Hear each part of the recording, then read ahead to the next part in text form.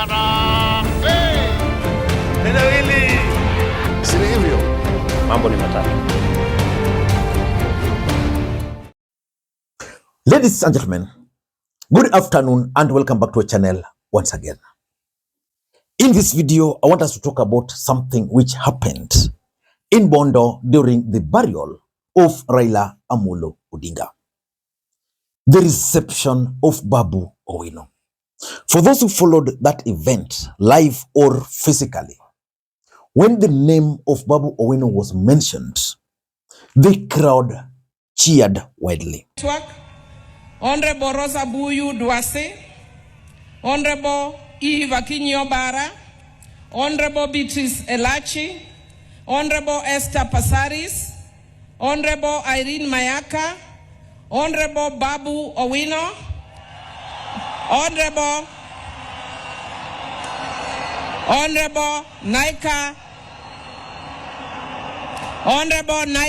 Johnson,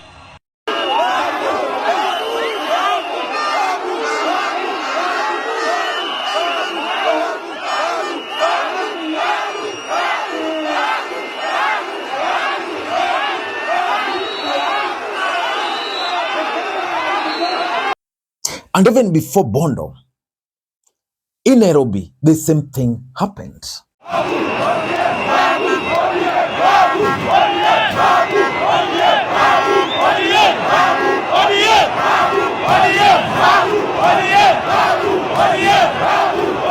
It also happened in Kisumu. The truth is, there were even attempts to hire people to heckle or harm Babu Owino. But Babu Owino still received the cheers. Why do you think that happened? I want us to talk about that because right now I've come to terms with the fact that Raila Odinga is no longer there. So I want us to talk about Babu Owino and the 2027 politics and Raila Odinga's succession politics. Before we do that, for those who are watching this channel for the first time, please take a second or two, click the subscribe button so that next time we produce a video like this, YouTube will automatically notify you. And to the subscribers, I want to continue thanking you guys for your continued support. Because without the support, this channel cannot be where it is. Ladies and gentlemen, first of all, allow me to point out something which I think went wrong with Babu Owino's reception, especially in Nairobi. You see, the crowd cheered Babu Owino when he was entering. Everybody was crying, but you could see Babu Owino doing this, which for me, based on the mood of the country, that was not right. Because in Kasarani, for example, everybody was shedding tears. In Mamboleo, there were attempts, and indeed Babu Owino posted about it, that some people were planning to hire people to heckle him. Again, he went there. In Siaya, the truth is, there were similar attempts because there are certain people who feared that the President Ruto, was going to be humiliated by the young people who would chant one term. That did not happen. So they believed that Babu Owino was now the face of that one term. So they tried to do their thing, but it did not happen. Ladies and gentlemen, allow me to begin this video by looking at Raila Odinga's succession politics. Because Raila Odinga was ODM party leader, Raila Odinga was the leader of Nyanza or the Luo nation, which means moving forward, we'll be discussing the Luo Nyanza politics and the succession. Babu Owino, for those who've been following him since he left Bondo, went to Yimbo, where he took a photo with his home. Because of the succession politics, some people have started accusing Babu Owino as someone who is not a Luo, does not have a home in Luo, that nobody knows the gates of his parents. So he went to address that issue, which for me I found to be very strange, because Babu Owino as a potential presidential candidate should not be responding to each and everything. But the reception of Babu Owino in Bondo echoed, in my view, the Raila Odinga succession politics. I listened to speeches there. William Ruto, in my view, kind of endorsed John Mbadi. On the ground, apart from Babu Owino, the other guy, although he's not in politics, whose name was being mentioned, and even when he arrived, received serious cheers, was Raymond Omolo. Again, from the body language of Gladys Wanga, she's also interested in becoming the next successor to Raila Amolo Odinga. Of course, Wanda is also interested. So the fact that Babu Owino received the wildest cheers means the crowd are with Babu Owino.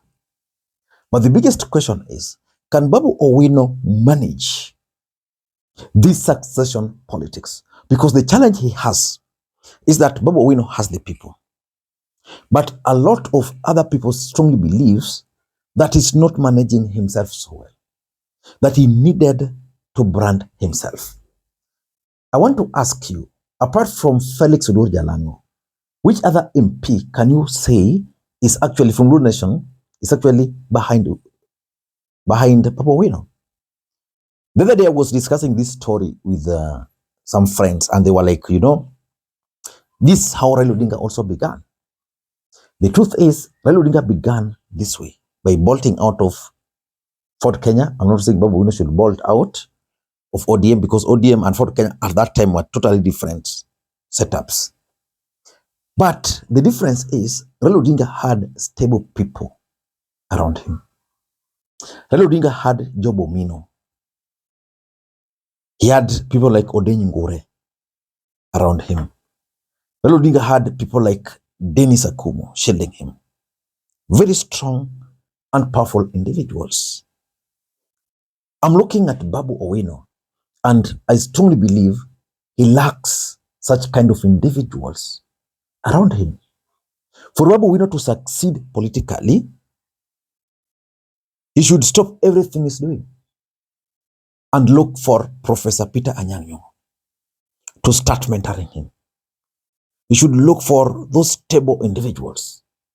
People you cannot just go to with the TB Mpialala and laugh. People who can tell him, Babu, what you are doing is not right. Stop. The way Job Omino, Odenyi Ngure, and the group used to tell Raila Amolo Odinga. Yeah. So as much as Babu Owino has the crowd, if he's not careful, he will be carried away. If Babu Owino is not careful, he will be carried away. And if he's carried away, he will continue making blunders. The Luo Nation, I know, these people here, they can be with you. But if you do certain things the wrong way, they leave you.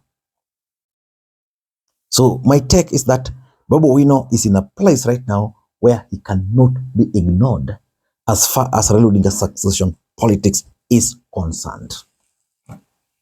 He can decide to chart his own political path. He can still decide to fight within ODM party. That one is not part of this discussion. Maybe you can let me know in the comment section. Number two, the second thing I want to talk about in regards to that reception of Babu Owino is William Ruto's game plan for 2027. You see, William Ruto's 2027 game plan is simple. Consolidate Rift Valley, have Raila Odinga's base intact, and then he can now fight outside there. Raila is gone.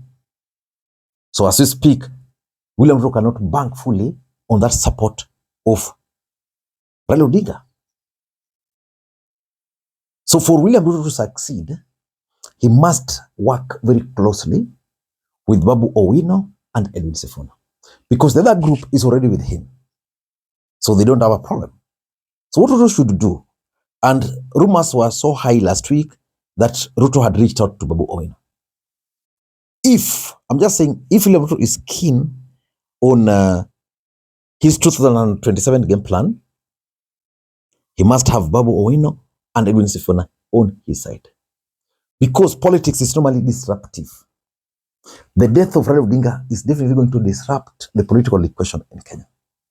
If he can persuade Edwin Sifuna, if he can persuade Babu Owino to support him, then now he can bring them back fully into the fold of ODM party. If that were to happen, then this gentleman probably will support Oburu as the next party leader. Then they'll find space within there. Then William Ruto's game plan will be now on course. But if that will not happen, I foresee a situation where, based on the tone from Siaya, pro-William Ruto's ODM members are going to kick Babu Owino out of the party because they have the power and they have the blessings of the president, because the president has told them, the only thing I'm not going to allow is for anyone to attempt to take ODM party to the opposition.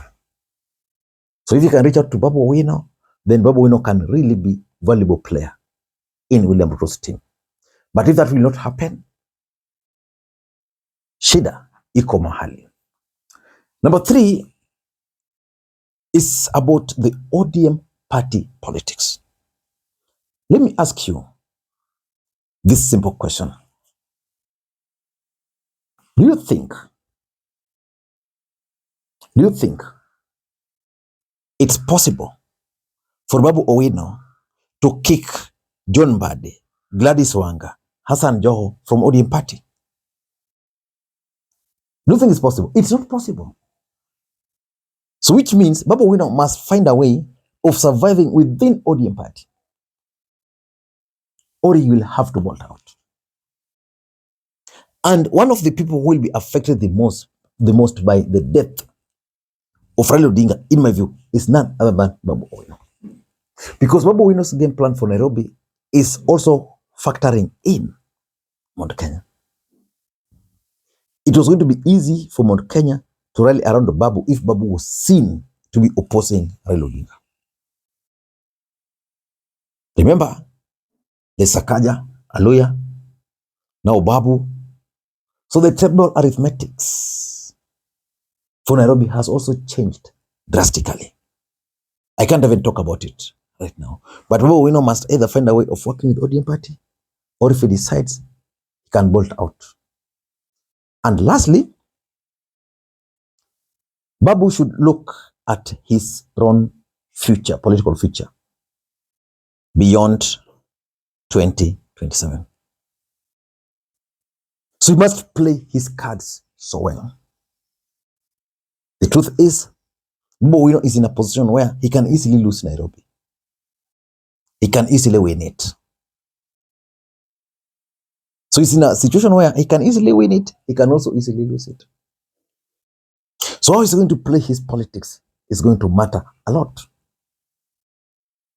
He should not be seen to be antagonizing the Luo nation. But again, being that is rising, the Luo nation must also ensure that they protect Babu Owino. They should. I don't know what to think. But my take is that Babu Owino so far is in the right trajectory. But if he's not careful, he's going to fall miserably. So he has to tread carefully. Until next time, this is Lee Makwiny. Bye-bye.